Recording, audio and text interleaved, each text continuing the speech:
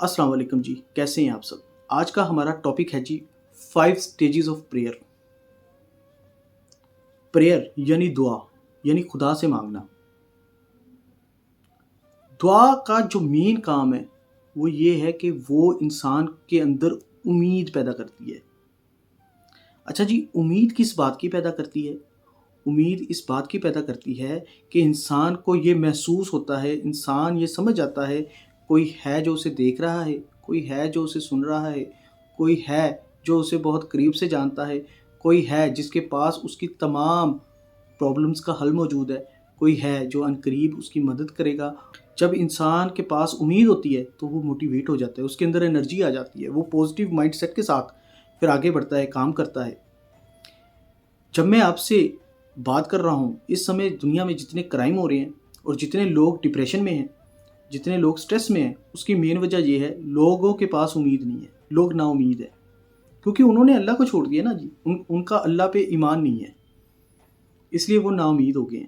اور جب انسان نا امید ہو جاتا ہے تو کرائم کی طرف چلا جاتا ہے، کیونکہ انسان کو لگتا ہے کہ کل کیا ہوگا، میرے بچوں کا کیا ہوگا، میری فیملی کا کیا ہوگا، میرا کیا ہوگا۔ جب اس کو یہ یقین نہیں ہوتا کہ کوئی اس کی مدد کے لیے آئے گا، کرے گا، تو پھر غلط سٹیپ اٹھاتا ہے، وہ کرائم کی طرف جاتا ہے۔ اس لیے اللہ پر ایمان رکھنا، یقین رکھنا بہت ضروری ہے۔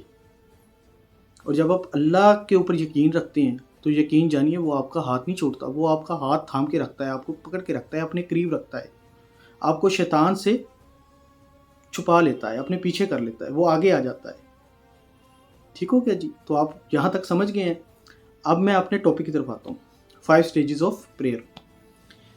دیکھیے، سب سے پہلے تو ہم یہ جانیں ہم دعا کس سے کر رہے ہیں، ہم یہ جو پریئر کر رہے ہیں یہ کس سے کر رہے ہیں۔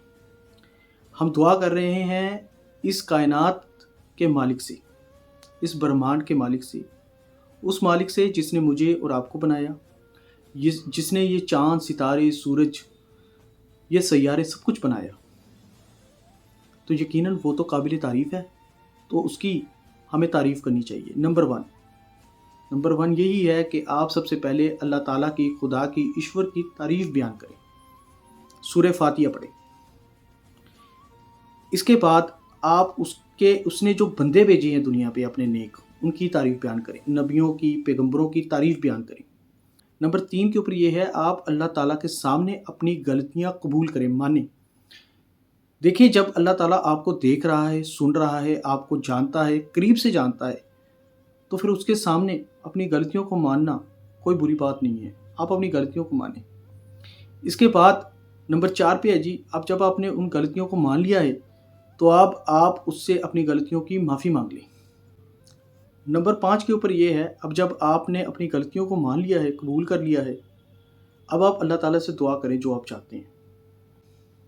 میں تو اللہ تعالیٰ کو دعا میں اللہ تعالیٰ کو مانگتا ہوں، کیونکہ جس کو اللہ مل جاتا ہے اس کو پھر کسی چیز کی ضرورت، کسی چیز کی طلب نہیں رہتی، اس کو سب کچھ ہی مل جاتا ہے۔